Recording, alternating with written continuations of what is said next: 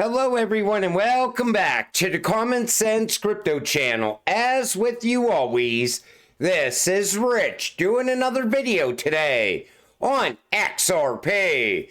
So I hope you're all having a wonderful day today wherever you are in this great world. We're gonna talk about XRP. And I gotta start with this. So BitBoy says tomorrow will be his last video ever on YouTube. Appreciate the ride. I have to move on.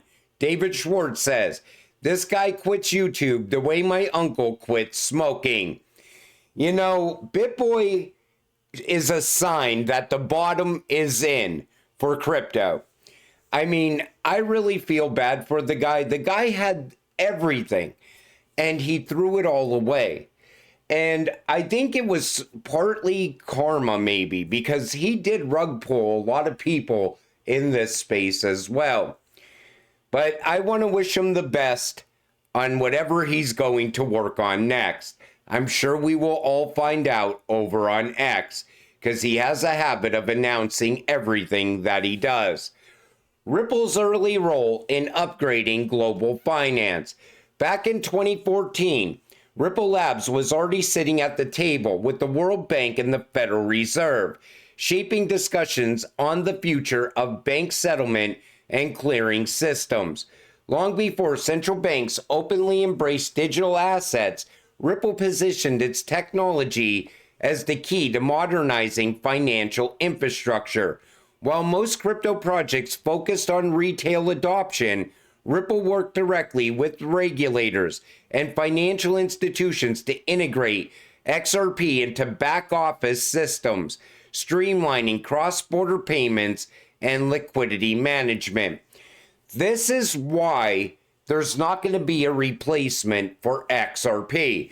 I still see people saying, this is the next big thing. It's going to replace XRP. And everybody wants to say that this new chain that just came out, this new blockchain that just came out today, is somehow going to replace XRP. Ripple laid the groundwork for over a decade. All those rails got put in place while everybody was focused on Bitcoin and Ethereum and the Rippleverse SEC case and the next big thing in crypto. This is what Ripple was building in the background. People still have not figured that out yet. It's so easy to just say this is going to replace this and this is going to replace that. You could take a carbon copy of XRP and it still won't replace XRP. You know why? Because what you just took a copy of, you don't have the rails in place around the globe like Ripple has. And it's not just Ripple, it's partners of Ripple. And they've been working with the biggest names out there, the IMF, Bank of International Settlement, ECB, Digital Pound Foundation, and so on. And now, here in the US, because we have a new administration in the White House that's pro-crypto, it's about to get integrated everywhere inside the United States as well.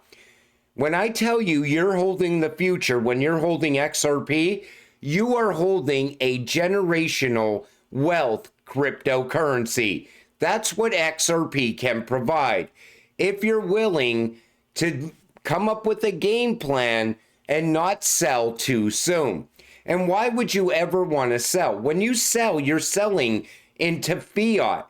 And eventually that fiat will be gone and you'll be right back here chasing the next big thing.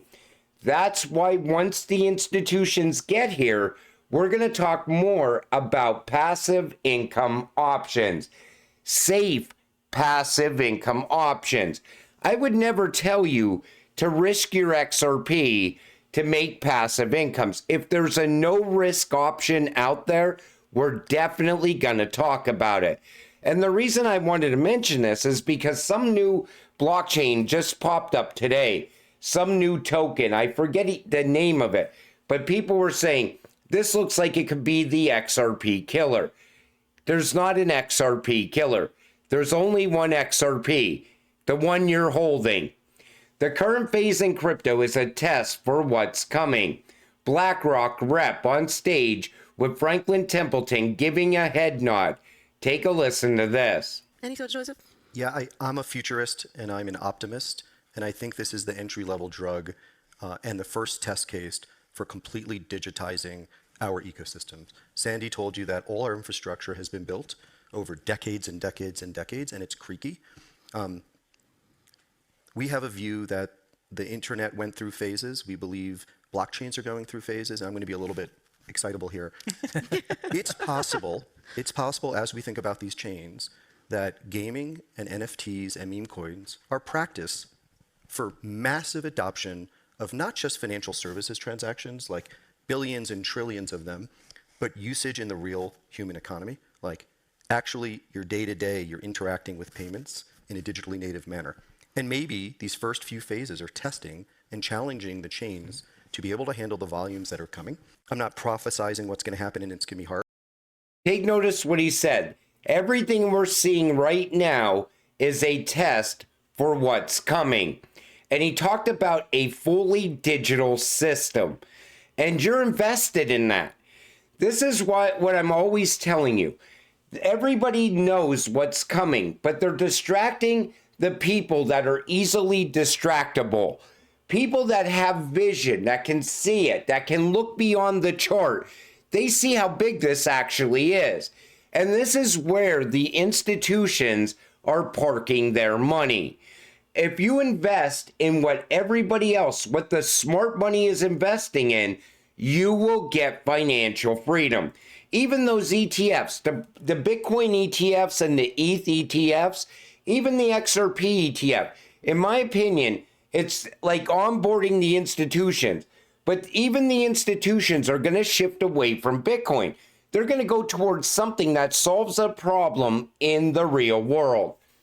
And people ask me about the timeline for regulation. So this is the timeline that we have up until now. Within 30 days of the date of the executive order, by February 22nd, agency heads, including the Department of Justice, SEC, and U.S. Department of Treasury, must identify all regulations, guidance documents, orders, or other items that affect the digital asset sector. That's within the next 2 days. Actually, it's tomorrow. 60 days. Within 60 days of the date of the executive order, or by March 24th, each agency that is included in the working group must submit to the chair recommendations with respect to whether each identified regulation, guidance document, order, or other item should be rescinded, modified, or for items other than regulations adopted in a regulation. 180 days, July 22nd this year. The working group must submit a report to the President, which shall recommend regulatory and legislative proposals that advance the policies established in the executive order. The order details the contents of the report. So I'm expecting regulations, a clear path forward by July 22nd of this year. That also coincides with Fedwire and going towards ISO 222. Now, this can happen sooner. If things start to look like they need to push ahead faster, I'm sure this time frame will change. But I wanted to give you an idea on when we could see regulatory clarity for crypto. Regulatory clarity equals safer crypto equals more investments. That's what we're waiting on. We will have a wave of money flowing into this space once we get regulatory clarity. So let's back up for a minute. Everybody keeps saying alt season is going to be done and over with by May. Now, if we're going to have regulations by July, and if they happen in June or July, that could change things. All of a sudden, you don't get a major pullback on these utility-driven cryptocurrencies. Instead, you get an institutional wave of adoption for these utility-driven cryptocurrencies. You see what I'm saying? I think this year it's going to look a lot different than previous cycles. We could go into a full-on utility run. And nobody's really talking about that. They keep talking about the cycle ending, but you have to look at what can prolong the cycle, have things play out the rest of 2025 and even into 2026. ISO, again, the timeline is for November of this year. So that's still going to happen in November. A lot of other countries are going to be onboarding to ISO 222. Their systems will go live. Crypto is going to play a very big role in that. That could take us into 2026. What if the Ripple versus SEC case ends in, let's say, the end of May? All of a sudden, XRP would still surge back up. Ripple does an IPO in August of this year. I'm just giving you what could happen scenarios. That would change a major pullback on XRP as well. What I'm telling you is this. Don't listen to the cycles over at on this day. The cycle's going to end in this time frame because a lot of things can change this cycle, and it can change future cycles as well. SEC announces Cyber and Emerging Technologies Unit to protect retail investors to combat misconduct as it relates to securities transactions in priority areas such as fraud involving blockchain technology and crypto assets. And I said, get ready, meme coin investors, time is running out. 99% will go to zero. Smart money will soon pivot ahead of regulations. If they're going to do a major crackdown on fraud, they're cracking down on these rug pulls that we see every single day in crypto. I think greed was the last rug pull that we just saw. That cannot go on going forward. If you want to have institutional adoption of crypto, you cannot have rug pulls happening inside of crypto. And regulations are going to benefit utility. It's not going to benefit Bitcoin. It's not going to benefit other cryptocurrencies that have no actual use case. It's going to benefit utility. And that's why I'm always telling you, don't sell your crypto too soon. You will regret it. There's too many big things that could play out in 2025. To me, it looks like it's going to be a very big year.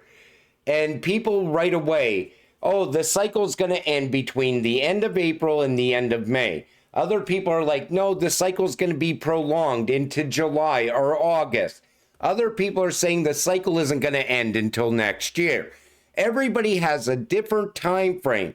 We don't know quite what's going to happen yet. Big things still can play out in 2025. And it's going to benefit utility cryptocurrency holders like us. But until it all happens, stay patient, stay positive, and let's get rich together. With that said, I'm going to wrap up this video. I want to thank you all for watching. I appreciate all of you. I'll see you in the next one. Have a great night.